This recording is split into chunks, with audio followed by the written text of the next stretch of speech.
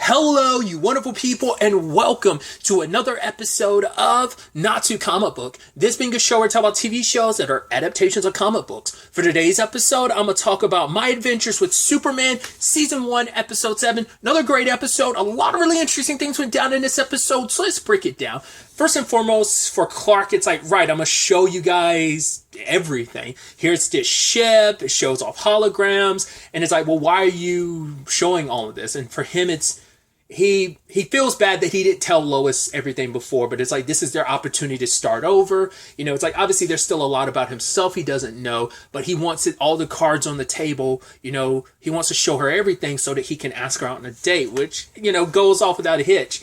He asking her, and I love that both her and they're so adorable for this that they both got a little manic about the date, that Clark tried to plan everything out to every single detail, and so he's going a little crazy about it. And Jimmy's like, well, I'm gonna go check on Lois because she's probably not nearly as, oh no, she's just as crazy as you are, which to be fair, we already know that about Lois, but she's planning on giving Clark the best gift she can give him. And it's like, right, I'm an investigative, even though I'm just an intern, but I'm very good at investigating, and I'll find out all there is to know about Clark's past, and that way it's all going to be kosher. Like, it's going to be good. Like, I need to give him something that he deserves, because in Clark's mind, it's like Lois is the most awesome, bestest person ever. She needs to have I need to like make this date as perfect as possible, like narrowing things down to the minutes. And for Lois, it's like I need like something amazing to kind of match how amazing Clark is. It's like, you're so adorable, and I understand it's that cute thing of like young love, and you just want to like make everything perfect for this person because in your eyes they are perfect. So I think that's cute.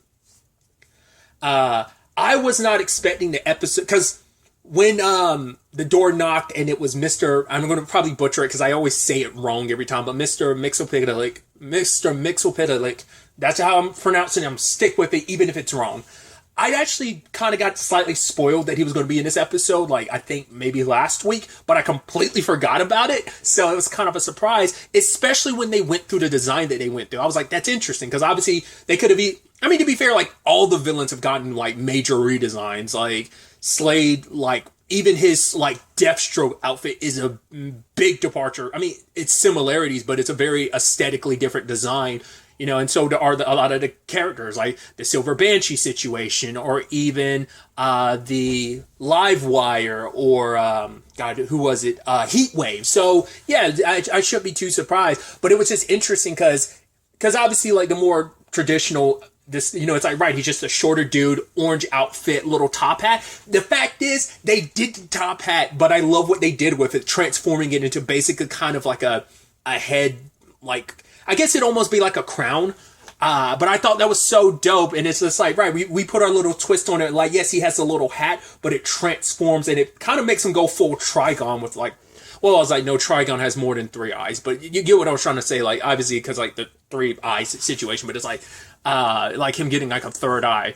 I thought that was interesting. But also his design being like, he doesn't, because traditionally he just looks like a dude. He's like kind of like an old dude. Like I said, shorter, yellow suit, top hat. Except for Supergirl, obviously, like, because I know there's what was it, Superboy series that he's more traditional. He's just like an old man with the more traditional outfit. But obviously in Supergirl, they like updated it and kind of made him just like a more modern take. He doesn't have the suit. I'm blanking on who the actor was. There was a different actor who played him, like, when he first appeared, I want to say in season 3, but subsequent appearances, like maybe season 4 or 5, it was Thomas Lennon playing the character, but it was just in regular clothes. He didn't have the whole outfit. So that was interesting. And for him to pop up and be like, oh yeah, I'm like this investigator protector of the multiverse, I was like, that's BS, because I know who you are. Mr. Mixopedalich, like, I know you're just kind of like messing with Superman, and I know you're the imp trickster that you are. So I was like, that's interesting when he was like, oh, Lois is in danger, and I was like, that seemed, well, we saw those people looking for Lois, but it turns out the whole thing was a lie. So I was like, what are you doing? So he needed to, also like the fact is, throwing us deep into the multiverse, I was like, oh, which I know for some people, they're like, oh, they're tired of multiverses, which I'm like, why? I don't get that, because they're like, man, everything's doing multiverse, and it's just like, I don't know, like, what 4 things have done multiverses? Everything, everywhere, all at once, the MCU and the DCU. That's why I'm like, where's people get like, oh, I'm so tired of the multiverse. Like, I don't get that. I guess it's because other than like on the DC front, the Arrowverse, like that's not enough stuff to burn me out on the multiverse. I mean, I guess like if I read comics too, would it burn me out? I've always thought the multiverse stuff was always fascinating. Just like I haven't hit the superhero fatigue thing. I haven't hit the multiverse fatigue. I guess it's just interesting to me. So once again, it's just, I was never sure what the scale of this cartoon was. I figured we weren't going to get other heroes. We weren't going to get like a Batman, yada, yada, yada, so on and so forth, like we kind of got with like the animated series in the 90s. Because obviously, once again, if I'm not mistaken, that does connect into the Justice League cartoon. Because once again, the one that I always think about is, I'm fairly sure it was a Superman, the animated series episode where he raced against the Flash around the world. It was kind of like a whole public thing of like, oh man, watch Superman and the Flash like race around the world. That whole thing. I mean, to be fair, that's always been a thing between Superman and the Flash. That's very like comic book thing. That's kind of been done. They even did it in the end of, it was in the end of the theatrical Justice League. But tangents and all that aside, but I just wasn't expecting us to go deep into the multiverse like this, and I thought that was so interesting. I love that they go to like that place. It's kind of like the hub for all this stuff, and there's just so much there that I'm like, that's wild. There's just so much that they threw in there, like little Easter eggs. Okay, first and foremost, some of that is so interestingly timed that it's like, right, animation takes a long time, but some of the things we saw in there was a Green Lantern. We also saw a mace, which I can only assume is Hawkgirl's mace, and we saw a T-Spear. 3 of which are characters that James Gunn has cast in his Superman Legacy movie. So I was like, that's so weird. I was like, I wonder, was that done like on a little like wink wink nudge nudge of like, oh, like this kind of connects to, like, it just, I feel like that once again, animations are done so far in advance, so I wonder if it's just like James and them have come to those characters like so differently. That's just so funny to me. Like, I don't think much of it. I just thought that was so interesting. But we saw Dr. Fate's helmet. We also saw Stargirl's staff. If I'm not mistaken, it's Cosmo, right? She called him by his name sometimes, but it's been a little while now, so I forgot. But I'm pretty sure it's Cosmo. Which I'm like, has it always had that name in the comics? It feels like a very comic booky thing. It doesn't feel like that's a TV show thing. It feels like that's a comic book thing. There were 2 books that I was curious about. I'm wondering if one of them is, well, Dr. Fate's helmet's there, so I'm wondering if one of them's got to be like Dr. Fate's helmet. I mean, book or something. And another one I'm curious about is if it has anything to do with, there was the Elseworlds crossover during the Arrowverse. There was kind of like a Book of Destiny type of thing. I'm wondering if one of those books was that. I can't remember what the book looks like, so I can't be for certain. But that was just like, oh, like, you kind of making my nerd brain explode. I was like, oh, look at that. There was a ring there. It was like a flight ring, which I'm like, that's not Booster Gold's ring, right? Because he has no powers, because all his stuff is like tech-based. But I was like, doesn't he have a ring or something that lets him fly? Because I always remember like a very distinct like comic book picture of him, like with his like kind of smiling, and he's got his fist forward and it's like a ring on it. I think I always treated that as like a legion of superhero rings, which that might be the same thing. Because doesn't Mon-El fly in Supergirl because of that, or does he just, I know he can super jump because he can't actually fly, but I wonder, because a Legion ring helps you fly, so that might have just been a Legion ring in general, so that might be why I'm associating it with a Booster Gold ring, but it might just be a Legion ring. Which, speaking of Legion, it turns out the people in the suits are Lois's from different universes. There's Leader Lois, and there was also Lewis, which, funny enough, voice acting wise, obviously, Alice Lee plays the voice of like the other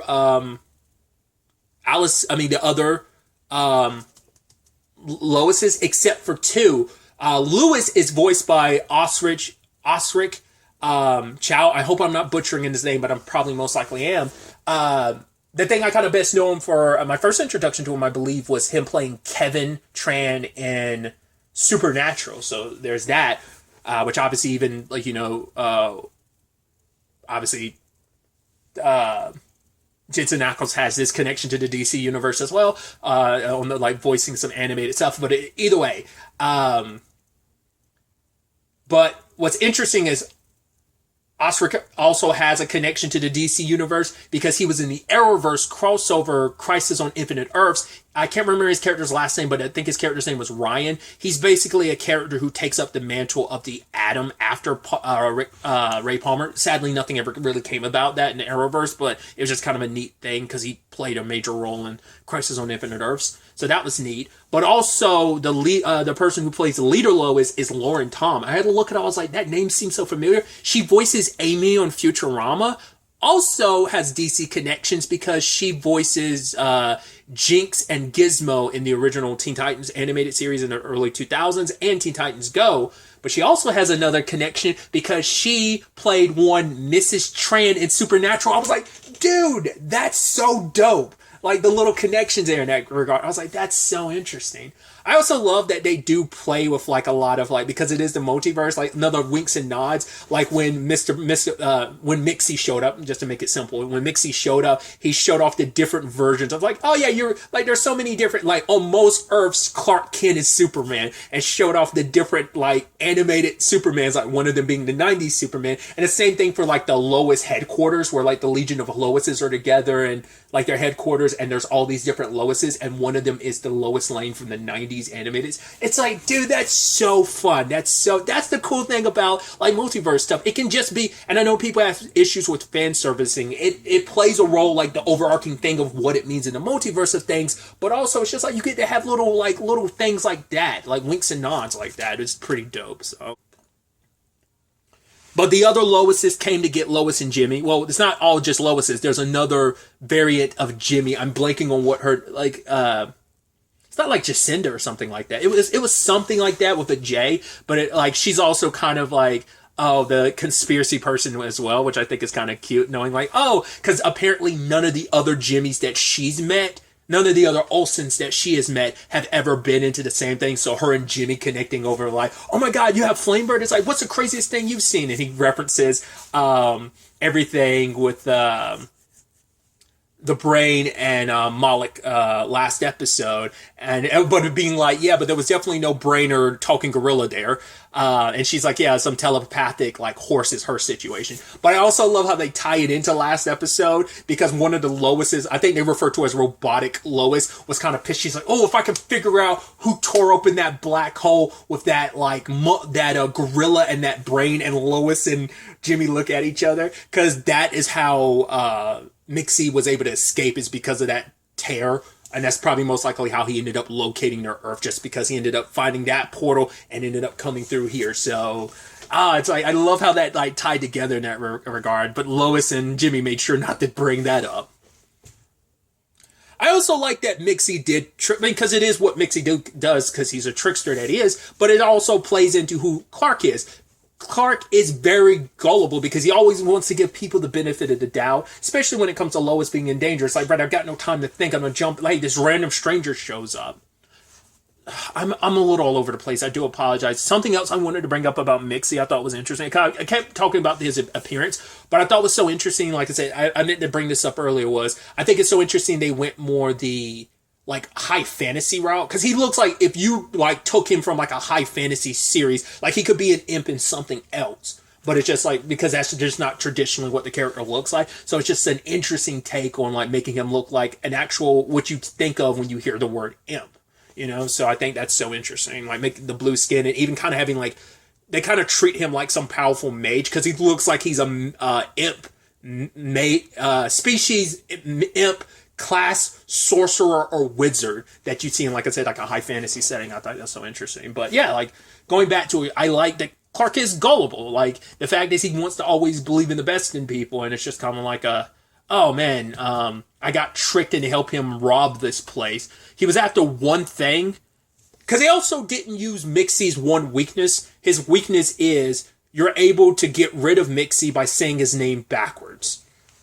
I thought the recorder was going to come up. Like, I thought maybe if he played it, he'd be able to restore his powers, which were taken from him. It's like, no, it was something that he took from, it's something of Leader Lois's that has like a secret, like, key card that'll allow you access to, like, their headquarters. Because Lois wants to go to their headquarters because the other Loises and Lewis, I guess we'll just say the other lanes are hiding stuff, and it's like, why are you guys being so weird?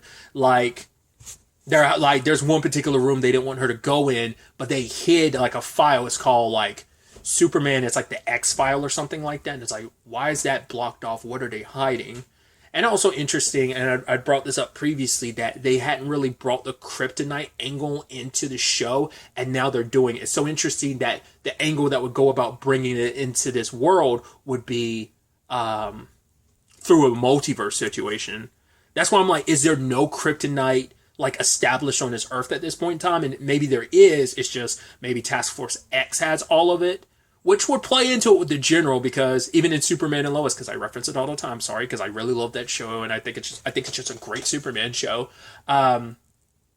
that they were weaponizing other means just because, in case, hey, Superman ever got out of pocket, you are a powerful being. Yes, he's not as strong in his continuity, but the last thing you need is him getting stronger, which he is, and for him to kind of run wild. So you need some like contingency plans in place. So that's generally where, not even just the General, but also that's also where Amanda Waller's usually in that pocket of like, yeah, we need some contingency plans in case Superman ever goes bad, which, yes, there are storylines where that happens, ergo like an Injustice, for example. Which also interesting how that kind of ties into this, because that's also a Superman and Lois storyline in season 1, like that John came from an Earth where Superman was evil.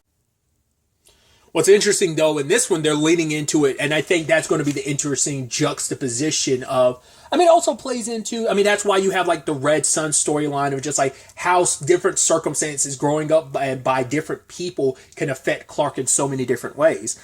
Being raised by Martha and Jonathan didn't stop him from, like, losing his shit after, like, the Injustice storyline of being, wasn't like he was tricked by the Joker into killing Lois? Isn't that, like, what the pop-off was for Injustice? But it's like but different circumstances can lead to Clark breaking bad, but it's always about trying to be the best version of himself. I don't see this Earth's Clark breaking bad, but that's the thing of the General and Task Force X in general see the worst in Clark, which is so interesting because I think this Clark is going to be the best version of him. And I think that's going to make this Clark stand out, where it's like so many Clarks broke bad for whatever reason they may be. But this is a Clark who was raised by Martha, who was raised by Jonathan Kent, and they helped forge him into the good-natured human being that he is, always doing the right thing, being the Boy Scout that he is. But and I think, that just, I guess, proves that, I guess, every one of those Loises and maybe even Lewis all came from worlds where Superman broke bad. Because it's like they are not even willing to give this Clark a shot, despite their hit. I guess in their worlds, either they had a thing with Clark, but he broke bad, and so... because they always refer to, like, they would say Superman sometimes, but they would actively call him Clark. So that makes me feel like some of them probably had a connection with their Clark, but he broke bad for whatever reasons, So I'm curious. We didn't really get to dive into that, but I'd love to know what is it purely like they never knew him? He just became a destructive menace to their planet, just like Lois and Superman and Lois, the world that John came from. Lois and Clark never got together. She was married and with someone else and had a different family. So that's a key difference in that world. Speaking of the General, I did think it was interesting. One of the Loises, it's like, oh, Earth 1 Lois, she's about to go meet with her dad. And our Lois is kind of looking disheartened by that because, right, she doesn't have a good this Lois in particular doesn't have a good relationship with her dad. Makes you wonder how many of them do. Once again, life plays out so differently across the multiverse. Like, who knows what situation or decisions were made that kind of make that play out differently. I just think it's so, like I brought up earlier, I think it's so interesting that that's probably just a very old comic thing. Hell, they even did it in Supergirl, but like the whole, once again, saying his name backwards thing, I guess it's like, let's not do that. That's like such an easy way to beat him. And also, like, how do you come to that assumption? I wonder, is that because the Loises, the Lanes never, and the Olsen never said how they ended up taking him down, I think. Well, they did kind of like remove his power, so he was limited in what he could do. He's very, very drained without the his hat/crown, so. But all they had to do was like take it off of him and restrain him. But regardless of that, he still managed to get away from them later on. I do love that the other Olsen ended up helping them escape. It's like, nah, we're buddies, and there's like another Flamebird buddy. Like, we got to look out for each other type of situation. So, also Clark and Lois having their sweet moment of like, right, I'm sorry I ruined our date. No, I did. I just wanted everything to be perfect. And she's like, oh, I'm annoying. And he's like, no, you're like determined. And he's like, I'm the one that's not normal. She's like, you're amazing. And it's like, I love that about you. I love this about you. And they finally kiss. You're like, yeah. And then it's kind of like, yeah, sorry to interrupt your kissing, but like, can we like deal with like this fifth dimensional imp already? So they return home, and it's like, oh, everything's copacetic. Except Lois brought home the file. And the file isn't just about one Superman, like I was bringing up before. It's bringing up all these different Supermen. And so we're not done with, I guess he's just going to be out and about, Mixie. Because he's also, they can't find their way back to this Earth. Because they don't have it locked in. So they without a Lois or whatever to help track, like without Lois's DNA to help them track back to her Earth. Because I love them using the word tachyons, which I wasn't sure if that was a real word. It is like a real scientific word, but I associate it so much with the Flash because that's where I've heard the word tachyons the most. But yeah, without being able to track those tachyons, they can't pinpoint that Earth that she's from. So, but he's been to this world and he can pop in, and I guess he's just going to be like popping in and out. Maybe specifically he'll be around Lois, but he won't be around Jimmy and Clark. But now Lois has that complicated thing of like, right, her and Clark are now dating. It's like they had the rough patch, but now here comes another swing, especially after everything was kind of made up last episode. But I think that's what's going to make things so complicated when there's probably going to be a moment where Clark could easily break bad and Lois is probably going to be worried. There's also the fact is that she will eventually find out that her dad is the general and he's trying to kill Clark. So it's going to be a thing of, right, you understand why your dad's going after him to some extent because you've seen, hey, there are other Clarks around the multiverse who went evil. Once again, we don't know the reasons for it. Maybe there were specific reasons, or maybe it's just different circumstances, whatever they may be. He still broke bad regardless, and the world had no defense for it. So, and it's like, right, not all the Clarks in the multiverse are good, but she knows her Clark is good, but it's still that thing of, well, how much do you really know about him? Because Mixie knows already enough to be like, oh, you're from Krypton, and that's the first time, like, Clark's like, whoa, you know where I'm from? So Mixie knows enough about him because there's so many Clarks and so many of their stories are pretty much the same across the multiverse. And so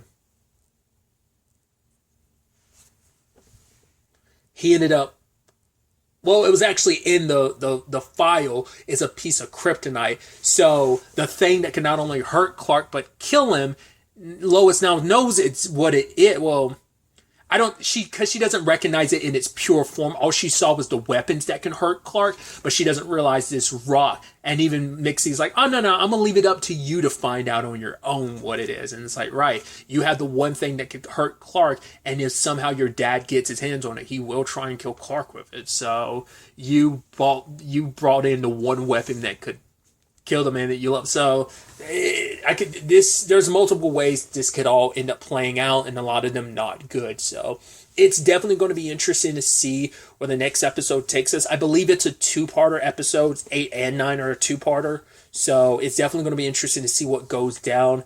And I think a lot of what I brought up, the General and Lois, I think a lot of that collision is going to happen mainly in the first part. So, and I'm sure a lot of that file is going to be on Lois's mind going forward between her and Clark. So she's going to try and brush out of her head like, right, this Clark is good, that can never happen. But it's still the thing of it happened to a few Clarks. One is okay, you can write that off, but too many back to back, it's too much of a coincidence, and it's just too much of a gamble that, hey, the General isn't willing to take it, and then it becomes a thing of, are you willing to take the chance? Like, are you willing to put your feelings aside to recognize the potential danger that Clark could be, but you recognize the good guy that he is? So that's definitely going to be an interesting conundrum that I'm sure Lois is going to find herself in this regard. I do believe she's going to, like, believe in Clark, because that is their dynamic of how she believes in him because of his humanity, and she's one of the main reasons why he believes in humanity, the good in people. So I think that's going to be a very defining element going forward for that storyline, but also for them as characters. So it's definitely going to be interesting to see how it all shakes out. I'm really excited to see what happens next. But really, that's all I wanted to talk about. Till the next time we meet, be happy, be safe, live life to the fullest, and enjoy it. Good day and goodbye.